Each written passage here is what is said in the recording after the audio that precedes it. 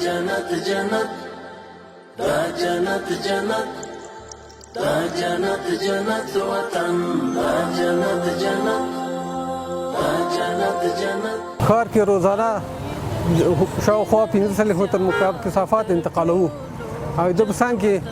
مونږ کارګر هم کم دي او باوجود دا هم کارونه روان دي د بغیر له د کثافات انتقال نه مونږ په سان کې شاخبري لرو دیونه آبیاري لرو او دارنګ کثافات انتقالیږي او په ټاکلي ځای کې دفن کیږي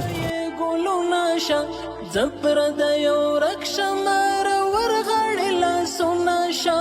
بیا مشلم بلمب په وینو کې لطفت وطن دا جنت جنت وطن ښاروالي خو ماشاءالله په پاکي کې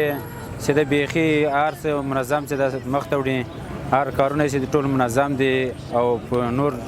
کارونه چې د کوم بخشو کې دي موږ هم همکاري سره کوو په هر بخش کې سره لګیا یو او خپل هم په هر پروسه کې د مخته روان هر ورځ روزانه له دغه دینه لکتي پاکو اشغال